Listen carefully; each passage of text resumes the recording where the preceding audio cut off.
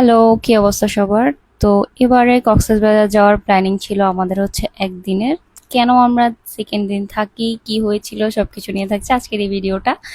তো চলো শুরু থেকে শুরু করা যাক। ফার্স্টেই হচ্ছে আমরা এখানে সকালবেলায় যেহেতু চলে যাবো এর জন্য আমি এই ড্রেসটা পরে একটু ভিডিও করে নিচ্ছিলাম, আর সবাই হচ্ছে সবকিছু গোছগাছ করে আমরা হচ্ছে রিসেপশনে রেখে আমরা বের হয়ে যাই। বের হয়ে আমরা ফার্স্টে ভেবেছিলাম আমরা যেহেতু আসার সময় টিকিট কাটিনি, তাই এখন টিকিট কেটে যাওয়ার টিকিটটা কেটে আমরা হচ্ছে খাওয়া দাওয়া করে একেবারে মেরিন ড্রাইভের উদ্দেশ্যে রওনা হব।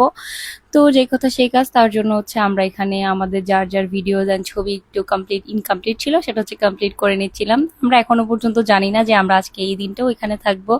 এখনো পর্যন্ত জানি যে আমরা হচ্ছে আজকেই চলে যাব, বাট যেটা হয় ভালোর জন্যই হয়। তো সেটা হচ্ছে আজকে থাকার পরে বুঝি আমরা। যাই হোক, সেই দিন দিনটা শুরু হয় হচ্ছে এত সুন্দর একটা ব্রেকফাস্ট করে।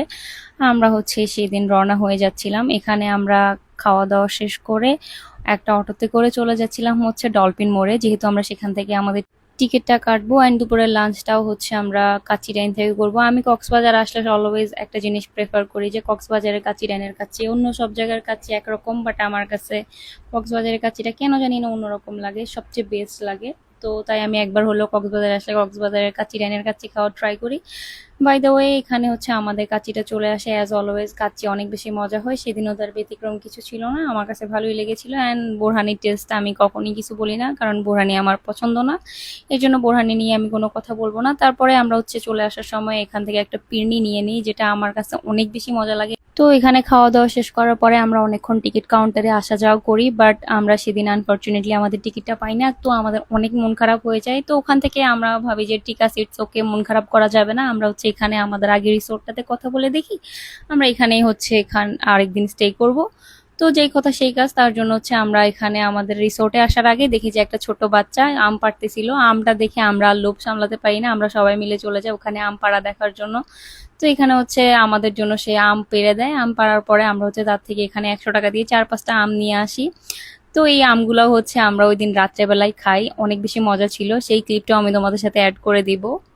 তো সেখান থেকে আমরা আমাদের ব্যাগপত্র আর না নিয়ে ডিরেক্ট চলে যাচ্ছিলাম বিচের দিকে, যেহেতু আমাদের সবারই একটু মনটা খারাপ ছিল যে কেন আমরা যেতে পারিনি, বাট আমাদের কাছে রাত্রে মনে হয়েছিল যে আমরা না যেতে পারাটা আমাদের জন্য ছিল বেস্ট ডিসিশন। কজ সেদিন আমাদের এত পরিমাণে মজা হয় রাত্রেবেলাটা, আমরা অনেক বেশি আড্ডা দিই, অনেক বেশি এনজয় করি।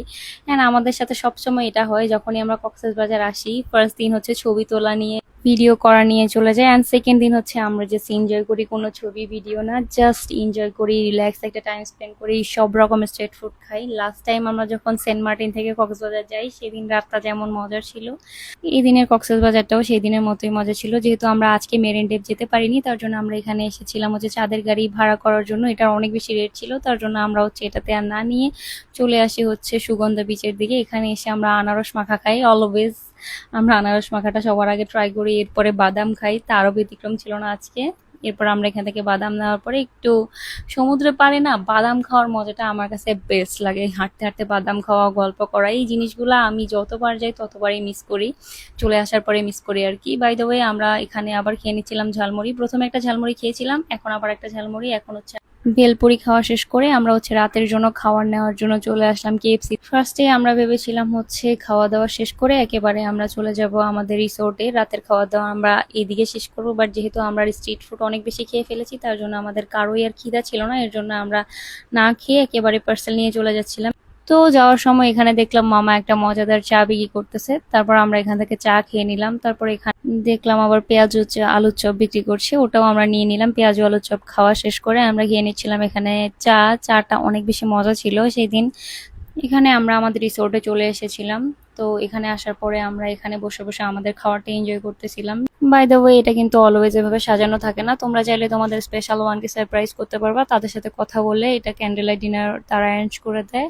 বাই দ্যাট টাইম আমরা আমাদের খাওয়ার দাওয়ার খাচ্ছিলাম, আর এখানে যে জিনিসটা দেখা যাচ্ছে আম অ্যান্ড হচ্ছে লবণ মরিচ, সেটাও তারা আমাদেরকে দিয়ে দেয়। আমটা অনেক বেশি মজার ছিল, অনেক অনেক বেশি টক ছিল। বাই দ্যাট টাইম আমাদের চিকেন ফ্রাইটা হচ্ছে ঠান্ডা হয়ে যায়, তাদের সাথে আমরা কথা বলি অ্যান্ড তারা আমাদেরকে চিকেন ফ্রাইটা অনেক ভালোভাবে আবার তেলের মধ্যে ডিপ ফ্রাই করে দেয়। আমরা বলেছিলাম জাস্ট ওভেনে দিয়ে একটু গরম করে দেওয়ার জন্য, বাট তারা আবার ফ্রাই করে আমাদেরকে দিচ্ছিল।